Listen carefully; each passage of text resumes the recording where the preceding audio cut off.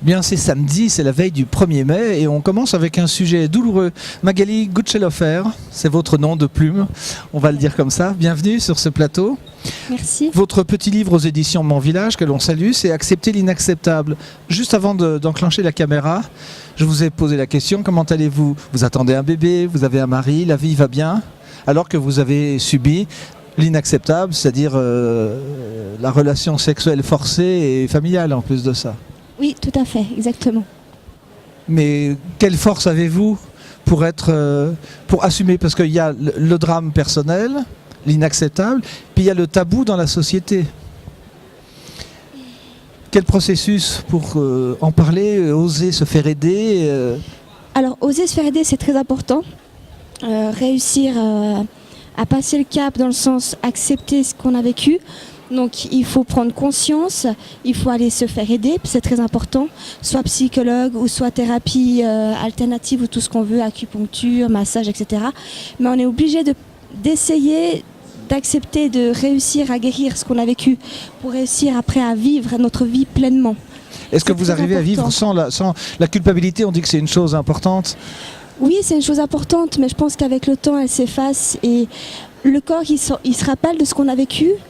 Mais il faut réussir à passer par-dessus pour pouvoir vivre notre propre vie à nous. Vous avez fait les thérapies, les vignes et ce genre de choses où on sait que les animaux vont oublier une douleur alors que l'être humain ne va pas l'oublier. Il n'oublie pas. Vous n'oubliez pas.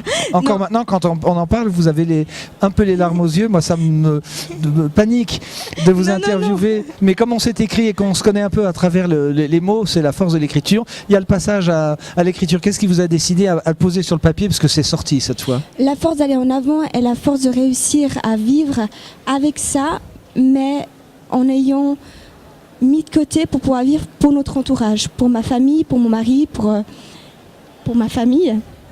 Donc c'est réussir à passer par-dessus ça. Et c'est important pour nous parce que si on vit toujours dans le passé, dans les remords, si j'avais pu faire autrement, on n'avance pas. Et c'est important de vivre pour soi. Pour ça, il faut passer par la guérison, l'acceptation. C'est important. La guérison, comment fait-on? Alors, indépendamment des thérapies, comment vous avez fait vous? Quel processus le pardon, est-ce que vous avez pardonné? Ou est-ce que ça se pardonne? Oui, alors, c'est délicat. Parce oui, 3 heures. Vous avez 3 heures pour répondre. Il y en a qui disent on ne peut pas pardonner, mais je pense qu'on peut pardonner à soi-même déjà, c'est très important. Et je pense qu'on peut pardonner pour passer à autre chose. Si on reste dans les remords, dans la culpabilité, dans la peur et tout ça, on ne vit pas pour soi, il faut vivre pour soi.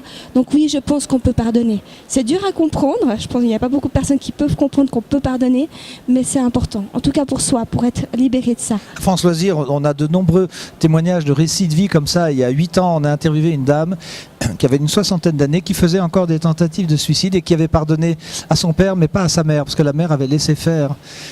Oui. Ce qui est tragique aussi. Tout à fait, tout à fait. J'ai aussi vécu, mon père, j'ai vécu l'inceste à travers mon père, mais par contre, ma mère, elle m'a aussi un peu abandonnée. C'était pas évident de sa part, mais aujourd'hui je lui pardonne à elle et on a une relation qui est magnifique. Et j'aurais jamais pensé réussir à avoir cette relation avec elle si j'avais pas fait un travail sur moi et que j'avais pas pardonné. Parce que si on pardonne pas, on reste dans les remords et puis on se détruit soi-même. On se détruit soi-même, exactement.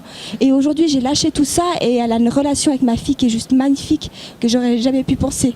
Et avec moi, elle est splendide. C'est très beau, c'est très beau. Mais il faut aller jusqu'au bout, c'est très important.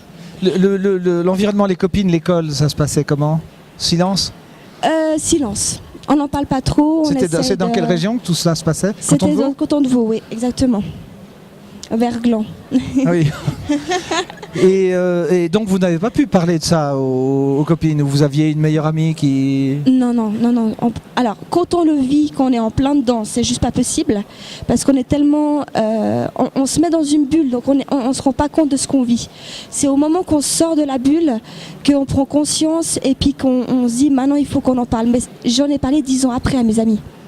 Alors la caméra me fait signe qu'on est arrivé au bout de 5 minutes. On va faire un second sujet puis on va parler de l'avenir après votre livre.